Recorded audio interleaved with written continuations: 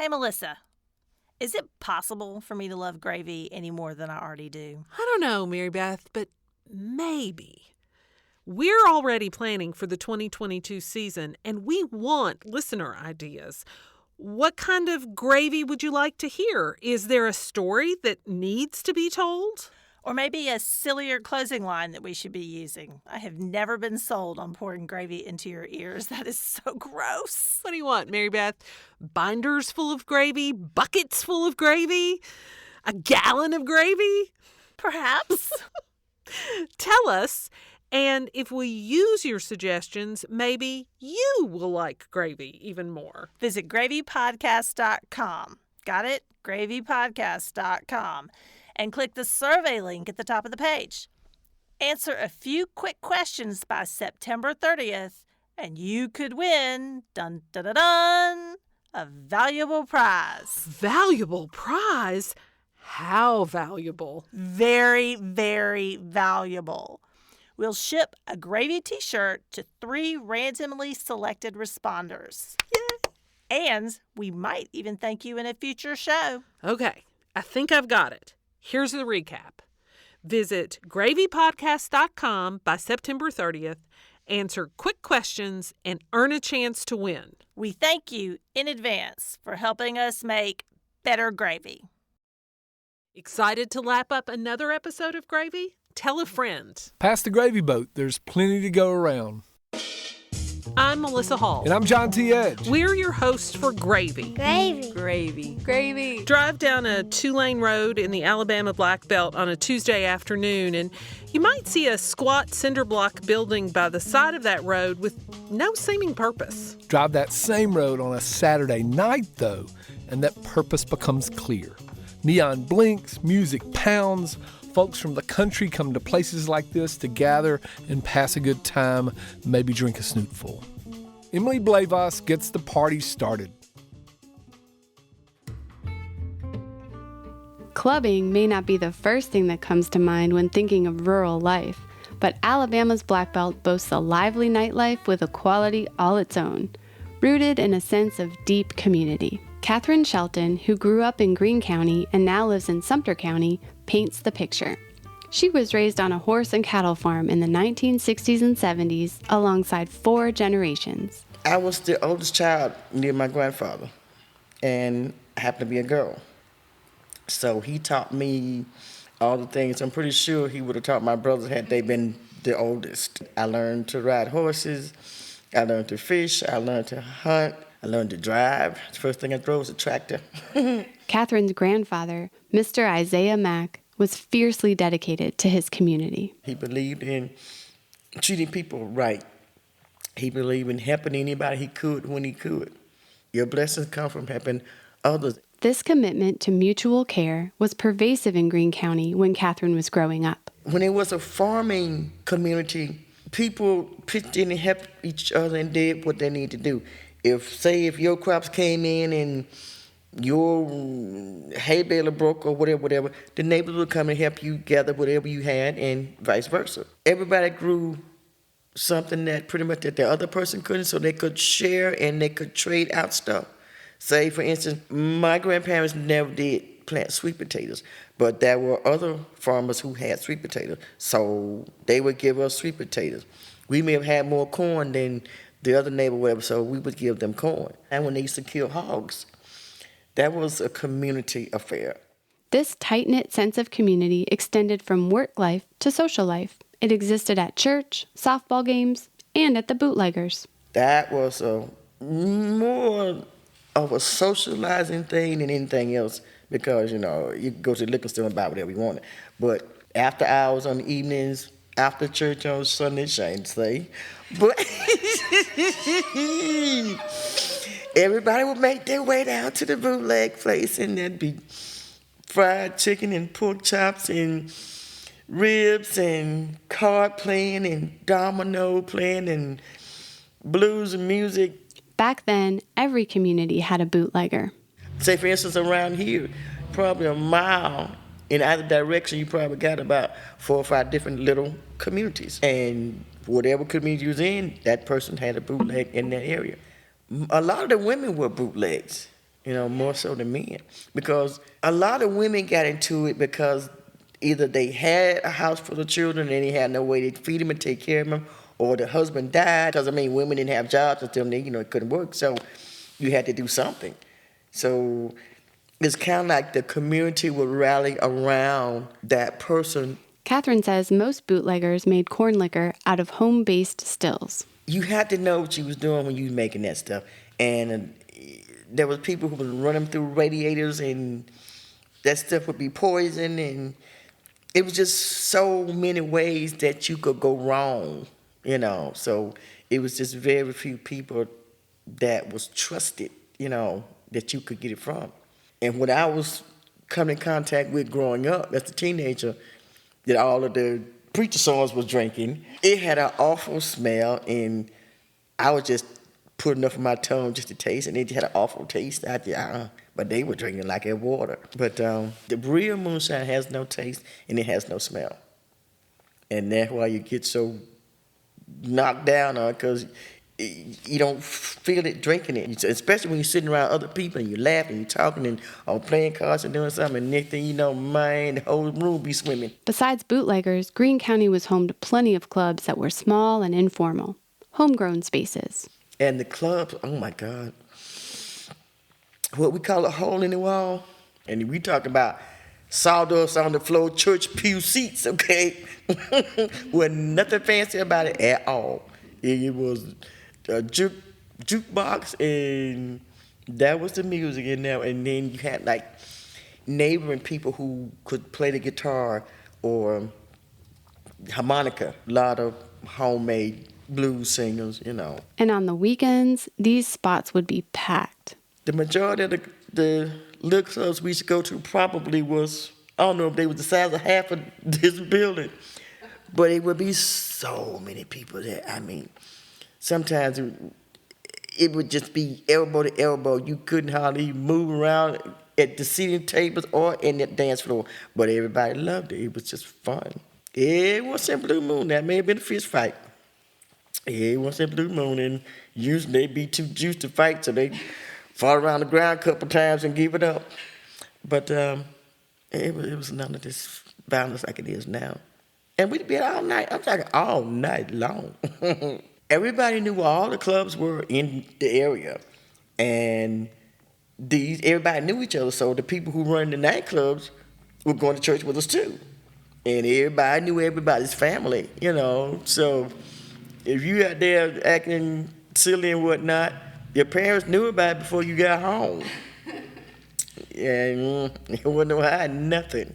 Catherine spent decades away from Alabama, living in Maryland and New York, and when she returned home to care for her mother, she found the Black Belt changed. Instead of coming out of high school, going into the farm and continuing that going on, people started going to college.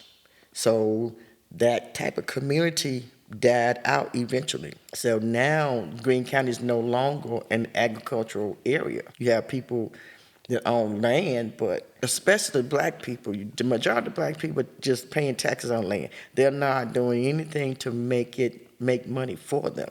Catherine took a job with the Federation of Southern Cooperatives, a nonprofit that promotes livable, self-sustaining communities, especially for African Americans. She learned about organic gardening, raised beds, and the no-till method. Now, Catherine is the garden manager at the Coleman Center for the Arts. And in the summer, she makes fruit wine. I use whatever fruit I have on hand. I have peach trees. I have a regular peach tree, and I have what they call an Indian peach, and it's like a red. It's red outside and it's red inside. And I have yellow and red plums. And then I also do a corn cob. Her grandfather's devotion to helping others lives on in Catherine. She gives the wine away to friends and neighbors, along with most of what she grows. She loves to cook for people and host dinner parties, and she still loves going out. But she misses the dancing, which is harder to find these days. There's just no free sense of just fun, going out and just having no other cares, in other words, just having a good time, just letting loose the steam, the frustration, the stress, just letting it all go. Because when I dance, everything just goes away. It just goes away. I get into the music, and it's like nothing else matters at that moment. Come back as Jackie Clay takes the party outside. Hey, y'all. Every once in a while, we recommend a podcast we like, and today we want to tell you about one of our new favorites. Vanishing Postcards. Hosted by Texas native Evan Stern, Vanishing Postcards invites listeners to ride shotgun on a road trip to explore unsung dives, old ways, and frequently threatened histories. Telling stories from dance halls and barbecue joints, from honky-tonks and more. Vanishing Postcards is immersive and it's smart. It's the perfect thing for when you need a breather, but you don't have time or the luxury to hit the open road. Listen up, y'all. And tell Evan we sent you.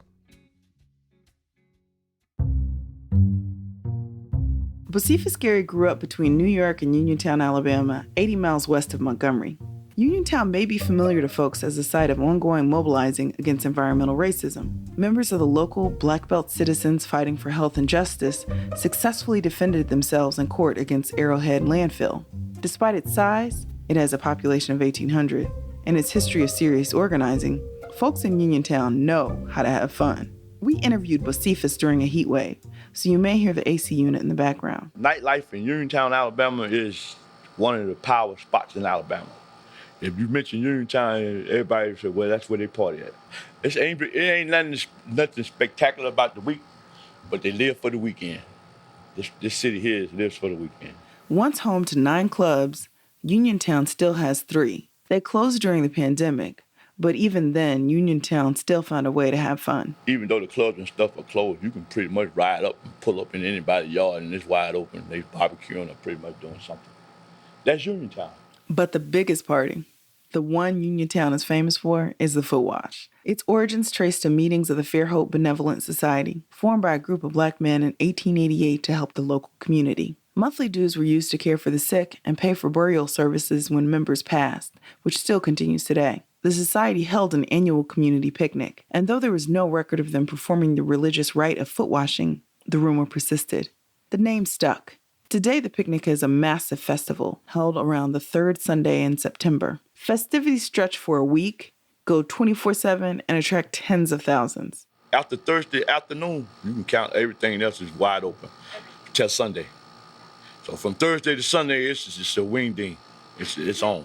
On a Saturday, it might be 30,000 people out there. They from all over the world. You got like all of the states. They come from everywhere. Some come by bus or camper, sleeping in tents or on blankets on the ground, and they're there to stay, no matter the weather. It's a sight to see. You know, it'll storm out there sometimes doing the Footwash, and a lot of people will be thinking it's over. Soon as the rain stops, the people back out there. I never seen nothing like it, man.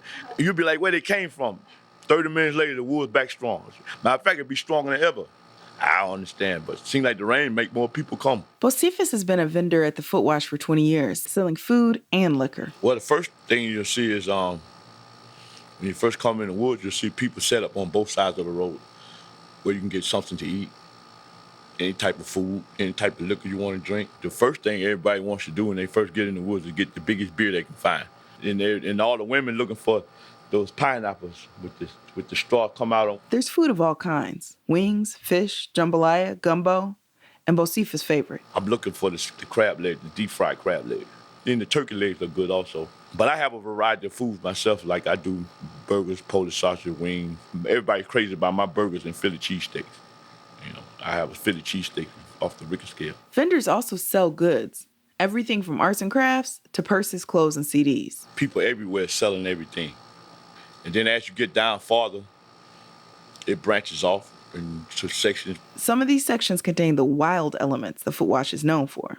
Because despite the biblical connotation, the Footwash is famous for its raucous, hedonistic atmosphere. Pretty much everything goes. And anything that you really want to do, you can do it out there. And you get in where you fit in. That's what exactly it is. Though the Footwash is not for kids, Bocephus says everyone else can find their place. It's not just for people that party. You got gospel stuff going on out there, too. I've seen a few live bands out there before, but actually the number one thing is the DJ. You have them DJs get on those tractor-trailer trucks, and they just take the Woods Ballistic. One of the main ones out there is DJ Hoover the Groove. He's a close friend of mine. And when he come in the woods, it's on. Most people come to party. Others come to eat or shop. They'll get off work and come out there just to get food. They'll bring the whole planet. The people that work in the office and stuff, they coming. Just to get something to eat, walk through, get the souvenirs and things that you get from out there, you can't get anywhere. And that's why a lot of people like to come out there. The stuff that you find, the T-shirts and the purses and everything that you find at the Footwash, you can't hardly find it in malls and places like that. Bocephus himself doesn't go to the Footwash for the madness. I'm not out there for that. I'm out there to have a good time, make money, and do what I need to do for myself for the rest of the year. Because sometimes I make enough money to last the rest of the year. Local business owners also benefit. The local people loves it because it brings money to the town for that week. To be sure, not all Uniontown residents love the Footwash. Some think it's too wild or dangerous or gives Uniontown an unsavory reputation. But it also brings family to town. People come home from across the country, and locals look forward to the crowded houses and late nights spent catching up with loved ones. Some people don't come home but once a year for that. You see everybody that you ain't seen in years. And a lot of people do their reunions around that time because people come home for that. And it's a great time for class reunions also. Footwash vendors also look forward to seeing each other. Bocephus sets up next to the same purse vendor from Atlanta every year, and used to set up next to Mr. Johnson from Mobile until he passed. And he used to sell the best gumbo, man, the seafood gumbo in the world. But since he died, they don't come no more. And I kind of miss him. His wife and kids, it should be and I used to look forward to seeing them every year because it ain't all about I can make more money than you. Because there's enough money out there for everybody. I mean, you got 30,000 people, one vendor can't feed everybody. So the more vendors, the better it actually is. The vendors look out for each other. And in recent years, Alabama Power has provided electricity, and the Alabama State Troopers have increased their presence, which improves safety for everyone. It had got out of hand and once upon a time because people was walking around with their guns on their shoulders and whatever type of drugs, just letting people know that's what they have. So when the state troopers came in, they were trying to get it back to the tradition of what it really is. To Bocephus, what Footwash really is having a good time with family and friends, doing anything you want to do, and coming home safely when it ends. But why do they call it Footwash? Because when you leave from out there, your feet be so dirty that you got to wash them. At least that's how the joke goes. As Catherine and Bocephus tell us, Black Belt Nightlife is grounded in community and mutual care. Social gatherings also help to balance the hard work week with nights of leisure and release. So nightlife in the Black Belt is alive and kicking with a beat all its own. Gravy was reported and produced by Jackie Clay and Emily Blavos. Emily is the author of The History of Alabama in 14 Foods. Gravy was mixed and edited by Matt Whitson. Thank you, Matt. Special thanks go to Amifa Butler. We thank Wendell Patrick for Gravy's theme music and Jazar for our donor music. Managing editor for Gravy and all other SFA media is Sarah Camp Milam. She's really good at her job and we love her. Mary Beth Laster serves as our publisher and the same goes for her. Visit southernfoodways.org to make a donation. Your dollars fund our good work.